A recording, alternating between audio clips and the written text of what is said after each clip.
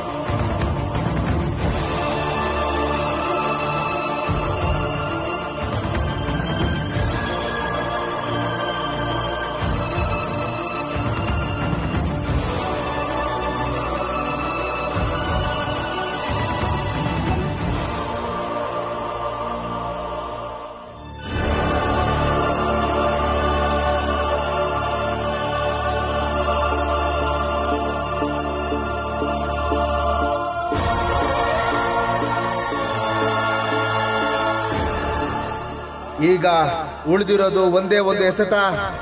2 run ಬೇಕಾಗಿದೆ.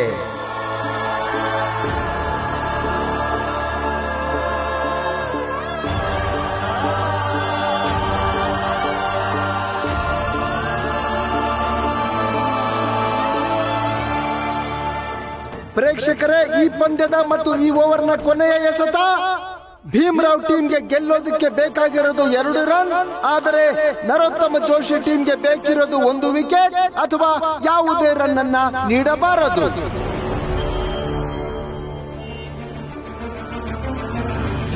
ಭೀಮರಾವ್ ಇವತ್ತಿನಿಗೆ ಮಣ್ಣು ಮುಕ್ಕಿಸ್ತೇ ಬಿಡಲ್ಲ. ನಾನೆಲ್ಲ ಸೋಲ್ಗೆ ಇವತ್ತು ಪ್ರತಿಕಾರ ತೀರ್ಸ್ಕೋತೀನಿ.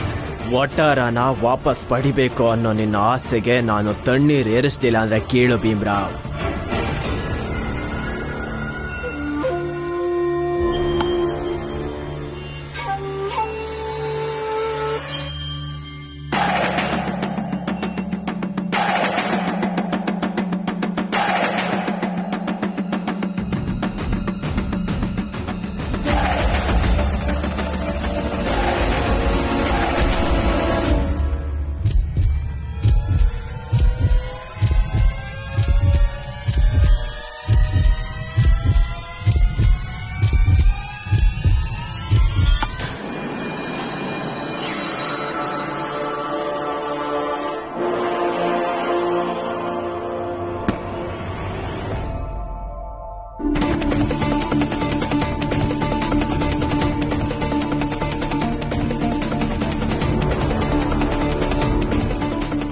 ನರೋತ್ತಮ, ಬೇಗ ಬಾಲೆಸಿ, ಔಟ್ ಮಾಡು, ಔಟ್ ಮಾಡು. ನರೋತ್ತಮ, ಬಾಲೆಸಿ ಬೇಗ. ಈ ಕಡೆ, ಈ ಕಡೆ.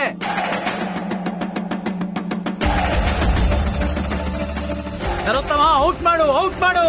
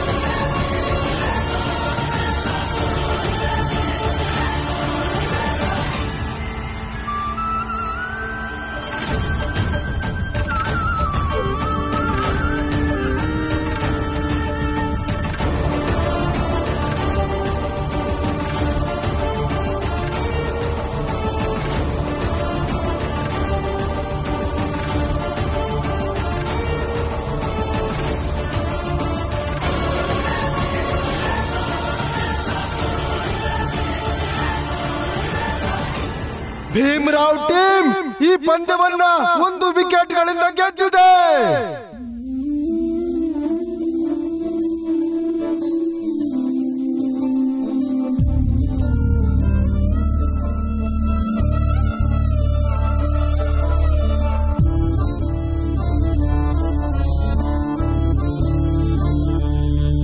ಸಂಘರ್ಷವೇ ಜೀವನವು, ಅದು ಇದ್ದರೆ ಬಾಳಿಗೆ ಚಲನೆ. ಜಗದೊಡನೆಲ್ಲವೂ ಹೋರಾಟ, ಅದು ಮೊದಲಿಗೆ ನಿನ್ನೊಡನೆ. ಸಂಘರ್ಷವೇ ಜೀವನವು, ಅದು ಇದ್ದರೆ ಬಾಳಿಗೆ ಚಲನೆ. ಜಗದೊಡನೆಲ್ಲವೂ ಹೋರಾಟ, ಅದು ಮೊದಲಿಗೆ ನಿನ್ನೊಡನೆ.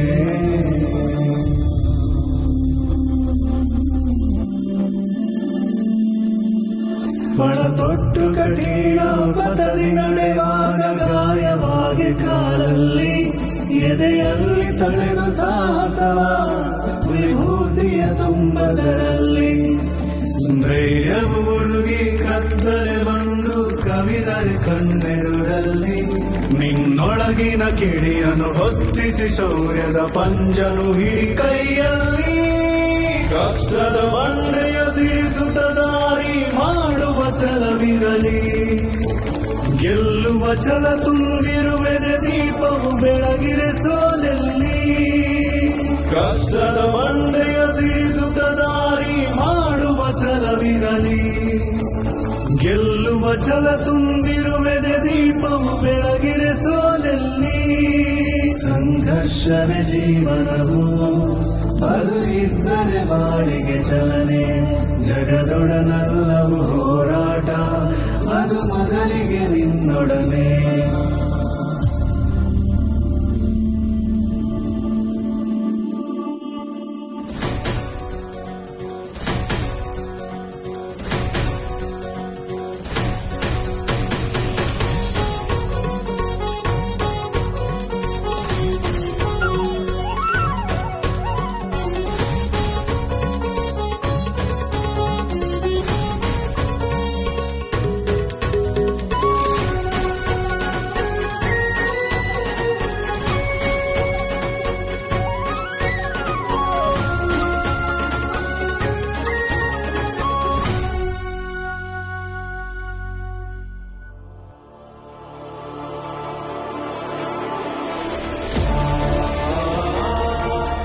ಅಪ್ಪ ಅಪ್ಪ, ನಾವು ಗೆದ್ಬಿಟ್ವಿ. ನಮ್ಮ ಮನೆ ನಮಗ್ ವಾಪಸ್ ಸಿಗುತ್ತೀಗ.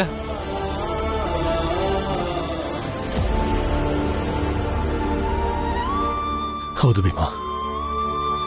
ನೋಡು ಭೀಮಾ, ಈ ಗೆಲುವು ನಿನ್ನ ಮನೋಬಲಕ್ಕೆ, ನಿನ್ನ ಹೋರಾಟಕ್ಕೆ ಇನ್ನಷ್ಟು ಶಕ್ತಿ ಕೊಟ್ಟಿದೆ ಭೀಮಾ.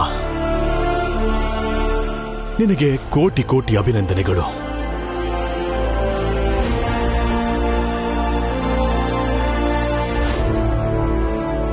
ರಮಾ,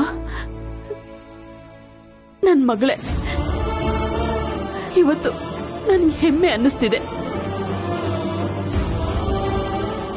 ಇವತ್ ನೀನು ನಮ್ಮನ್ನೆಲ್ಲ ಗೆಲ್ಲಿಸ್ಬಿಟ್ಟೆ. ಒಬ್ಬ ಸ್ತ್ರೀಯಾಗಿ ಸೈನಿಕಂತರ ಹೋರಾಟ ಮಾಡ್ದಿಯಲ್ಲ ನಮಗೋಸ್ಕರ. ಜೀವನ ಪೂರ್ತಿ ನನ್ ಭೀಮನ್ ಜೊತೆ ಯಾವಾಗ್ಲೂ ಹೀಗೆ ಇರು.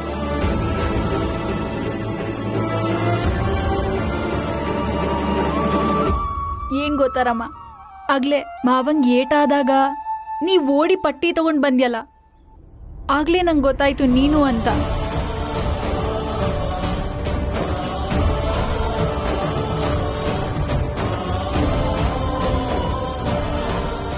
ರಮಾ, ನೀನು ಈ ಸ್ತ್ರೀ ಕುಲಕ್ಕೆ ನೀನು ಭೂಷಣ ರಮಾ. ಭೀಮಾ ಮತ್ತೆ ರಮಾ ನಮ್ಮೆಲ್ಲರಿಗೂ ನಾಯಕರು. ನಂಗಂತೂ ಮುಂಚೆಯಿಂದಲೂ ನಂಬಿಕೆ ಇತ್ತು ಭೀಮಾ ಈ ಪಂದ್ಯನ್ ಗೆದ್ದೇ ಗೆಲ್ತಾನೆ ಅಂತ. ಭೀಮಾ, ಜೀವನದಲ್ಲೂ ಹೀಗೆ ಗೆಲ್ತಾನೇ ಇರು ಮಗನೇ. ದೊಡ್ಡ ಮನುಷ್ಯ ಆಗಿ ಬೆಳೆಯಪ್ಪ. ದೇವ್ರು ನಿನ್ನನ್ನು ಚೆನ್ನಾಗಿಟ್ಟಿರ್ಲಿ.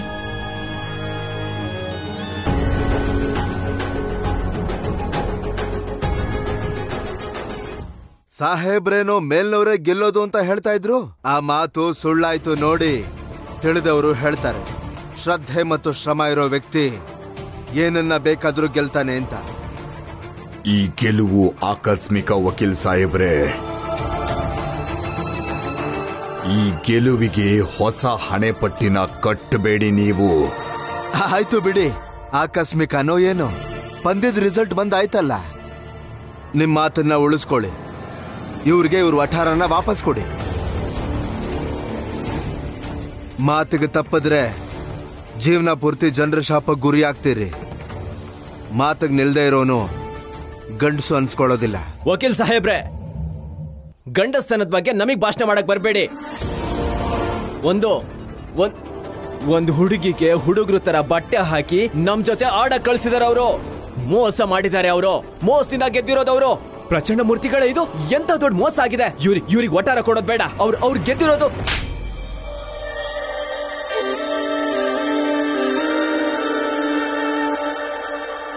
ನರೋತ್ತಮ ಒಂದು ಹುಡುಗಿ ಮುಂದೆ ಸೋತು ಇಲ್ಲಿಗೆ ಬಂದು ಭಾಷಣ ಮಾಡೋದ್ ಬಿಡು. ಇಲ್ಲಿಂದ ತೊಲ್ಗಿಲ್ಲಿಂದ ಅಂದೆ.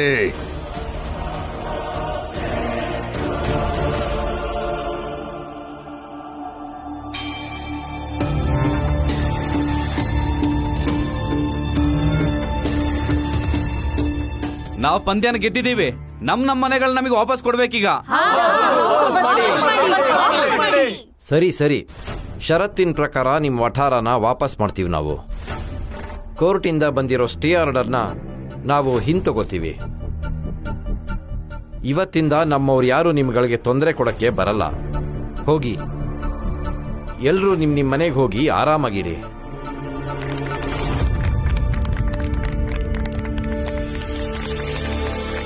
ಒಂದ್ ನಿಮಿಷ.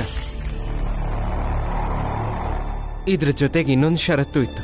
ಈ ಷರತ್ತಿನ ಪ್ರಕಾರ ನೀವೇ ಖುದ್ದಾಗಿ ಹೋಗಿ ಪೊಲೀಸ್ ಅವ್ರ ಮುಂದೆ ಶರಣಾಗಬೇಕು. ಗಣೇಶ್ ಅಣ್ಣನ ನೀವೆಲ್ಲರೂ ಸೇರಿ ಅವ್ರನ್ನ ಸಾಯಿಸಿ ಮರಕ್ ನೇಣು ಹಾಕಿದ್ದು ಅಂತ ಹೇಳಬೇಕು.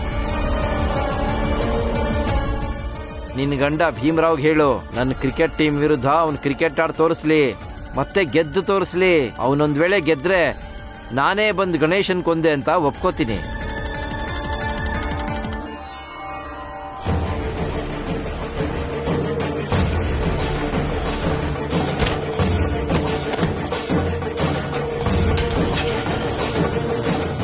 ಇಲ್ಲ, ನಾನು ಗಣೇಶನ್ನ ಕೊಂದಿಲ್ಲ. ನಾನು ಕೊಲೆಗಾರ ಅಲ್ಲ ಅಂತ ಯಾವ ಷರತ್ತು ಇರಲಿಲ್ಲ ಇಲ್ಲಿ. ತಲೆಗಿಲೆ ಕೆಟ್ಟಿದ್ಯಾ ನಿಮ್ಗೆ? ಸಾಕು, ಹೋಗಿ ಇಲ್ಲಿಂದ. ಸಾಹೇಬ್ರೆ, ಎಲ್ಲ ಹೋಗ್ತಿದ್ದೀರಾ? ಉಮಾಪತಿಗಳೇ ನಿಂತ್ಕೊಳ್ಳಿ. ನೀವ್ ಹಾಗೆ ಹೋಗೋ ಹಾಗಿಲ್ಲ, ನಿಂತ್ಕೊಳ್ಳಿ. ಅಯ್ಯೋ, ಇವ್ರು ಹಿಂಗೋಡೋದ್ರೆ ಹೆಂಗೆ? ಹೆದರ್ಕೊಂಡ್ರು ಅನ್ಸುತ್ತೆ. ಹಾ ಹೌದು, ನಮ್ಮನ್ನ ನೋಡಿ ಹೆದರ್ಕೊಂಡು ಓಡೋಗ್ತಿದ್ದಾರೆ. ಸಾಕು.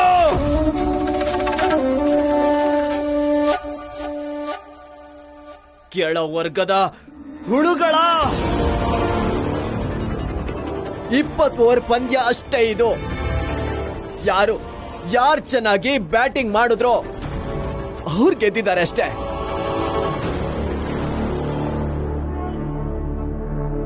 ಹಾಗಂತ ಈ ಗೆಲುವನ್ ತಲೆ ಕಟ್ಕೊಂಡು ನಿಮ್ಗಳ ಯೋಗ್ಯತೆ ಏನು ಅಂತ ಮರಿಬೇಡಿ. ನೀವುಗಳು ಸಮಾಜದಲ್ಲಿ ಕೆಳಗೇರಿಯೋರೇ ಆಗಿದ್ರಿ. ಈಗ್ಲೂ ಕೂಡ ಕೆಳಗೇರಿಯೋರೇ ನೀವು. ಸಮಾಜದಲ್ಲಿ ನೀವು ಹಿಂದುಳಿದವರೇ ಆಗಿದ್ರಿ, ಮತ್ತೆ ಮುಂದೆನೂ ಕೂಡ ಹಿಂದುಳಿದವರೇ ಆಗಿರ್ತೀರಾ, ತಿಳ್ಕೊಳ್ಳಿ. ಸಮಾಜದಲ್ಲಿ ಹುಳ ಹುಪ್ಪಟೆ ತರ ಬದುಕ್ತಿದ್ರಿ, ಬಾಳ್ತಾ ಇದ್ರಿ. ಮುಂದೇನು ಹಾಗೆ ಬದುಕ್ತೀರಾ. ಹೌದಾ? ನಿಮಗ್ ತುಂಬಾ ಗೊತ್ತಿದೆ. ನಿಮಗ್ ಮುಂಚೆನೆ ಎಲ್ಲಾನು ಗೊತ್ತಾಗತ್ತೆ. ಅಯ್ಯೋ, ನಿಮಗ್ ಇದು ಗೊತ್ತಿತ್ತಲ್ವಾ ನಾವೀ ಮ್ಯಾಚ್ನ ಗೆಲ್ಲೋದಿಲ್ಲ ಅಂತ? ಆದ್ರೆ ಗೆದ್ಬಿಟ್ವಲ್ಲ.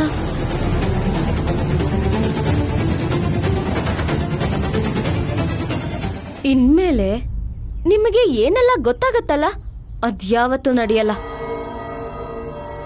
ಒಂದಿನ ನಾವೆಲ್ಲರೂ ನಿಮ್ ಸಂವಾಗಿ ನಿಂತ್ಕೋತೀವಿ. ಮುಂದೆ ನಾವೆಲ್ಲರೂ ಒಟ್ಟಾಗಿ ಮುಂದುವರಿಯೋ ತರ ಆಗತ್ತೆ. ಯಾಕಂದ್ರೆ ಭೀಮಭಾವ ಹೇಳ್ತಾರೆ, ನಾವೆಲ್ಲ ಒಟ್ಟಾಗಿ ಹೋಗೋದ್ರಿಂದ ನಮ್ ಸಮಾಜ ಮುಂದುವರಿಯತ್ತೆ. ಯಾರೇ ಹಿಂದುಳಿದ್ರು ಸಮಾಜ ಅಂತೂ ಉದ್ಧಾರ ಆಗಲ್ಲ. ಅರ್ಥ ಆಯ್ತಾ ಜೋಶಿ ಅವರೇ?